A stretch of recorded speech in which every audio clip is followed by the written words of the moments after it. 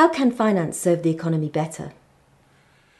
Well, first of all, finance is there to serve the economy and not the other way around.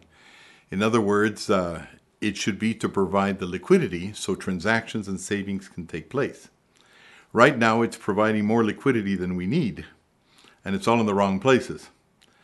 So the way that finance can serve us is, first of all, that before bringing out new instruments for financing, like a lot of these derivatives, which are really interesting when you see them first on paper because they supposedly allow you to get to a wider mass of investors and savers, have ended up being a very dangerous tool because they do not really correspond to the so-called underlying assets.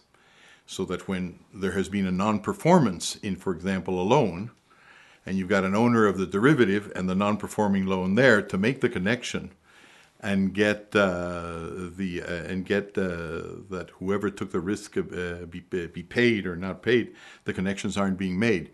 So we've got a lot of newfangled products of which are greatly in excess. And we've got to look at that harder in the public, but not only financiers. I think governments have got to start realizing that having money is one thing and having credit is another one. In other words, while they can control the flow of money, you've got credit instruments which play pretty much that same role, and they're completely out of control. We don't even know how many there are, especially these derivatives that I've talked about before. So obviously, we have a lot of re-engineering to do there. How powerful has the Zermatt Summit been for you in terms of the issues it has tried to address? Well, yes, it has, because everybody's being very frank. Generally speaking, in most conferences, people can say grave things, but everybody does a little bit of tipping around. Because, that is to say, they're on their tiptoes, because nobody really wants to offend somebody else, because they could be possibly customers of the future, or they are customers of their possible suppliers. In this summit, what was interesting is that everybody came out with their guns out of their holsters, so to speak, and ready to say it like it is. So it's been very interesting in that way. Everybody's been outspoken, and of course the information's clearer and better. How confident are you that we're heading for a deeper recession?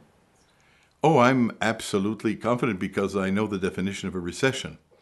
A recession has to do with a credit crunch. A recession has to do with the fact not that there isn't enough money around, but that either people don't want to lend or people don't want to borrow, and that's what's happening.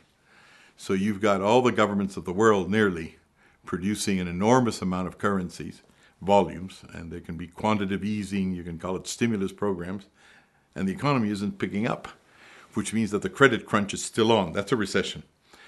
And if you think about the amount of credit instruments that are out there, or that one way or another enhance and help credit, these derivatives that we were talking about, which are, as the word indicates, instruments that are derived from mortgages or more traditional credit instruments, you'll find that there's maybe $700 trillion worth, which is a lot more than the 50 or 60 trillion dollars that the world produces.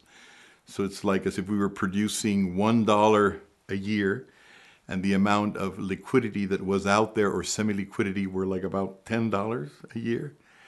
That's a lot of liquidity out there. So if the economy isn't picking up, it's quite simple. Either that money eventually is going to get into the system, we're going to have inflation, that will bring on a recession, or the government realizes that this, or the governments realize that this is a problem and then withdraw the currency, which will produce a recession. But I don't see how we can really get out of it. The only thing that we can avoid is that it lasts long. We can, now that we know what is wrong, we can try and clean up the system and probably get back on our feet in a year or two. But the longer we wait, the worse it'll be. What are the further shocks that the credit crisis has got in store for us? I'm not too sure I can tell you what the future is going to look like in terms of the timing and where the sickness or the wounds are going to be produced. Because one of the characteristics of the newfangled forms of credit there are, these derivatives, is that they're the first assets that I know of in probably the history of the Industrial Revolution that are not recorded. So we don't really know where they are, and we don't know how to price them either. The result of that is, and on top of that, they are also used for making transactions, the purpose of which is to not show everybody where the money really is and who's got what debt, who's got whose hand in whose pockets. So instead of being systems that allow us to see who's indebted and where the opportunities are, on the contrary, they're systems that give opacity. That's the reason why you and I sit there and watch TV one day, see this beautiful city going up in the Middle East and say, well, all of a sudden Dubai's broke. Who would have thought Dubai was broke? And then all of a sudden comes out and says, well, look, there goes Greece. Some insider will come and tell you, well, Greece was always in a weak situation. Maybe some insider, but most of us weren't expecting it. And then we start hearing that it's not only them, that it's Portugal, it's this country. So you never really know who's going to go broke, because for the first time, I repeat, since the Industrial Revolution, we have got assets, quasi-monetary assets, and we don't know where they are, so we don't know what's going to happen. The only thing I can tell you is it's going to happen, because the very day that somebody finds out that it's this bank or this country that's got the debt, and you can make money by shorting it, that is to say, by betting against it, they will make that money, because that's the way the system works. So these things will happen. The problem is we don't know where they're going to happen, and that's the reason you have uncertainty, and that's the reason nobody gives credit, because nobody really knows where the problems are.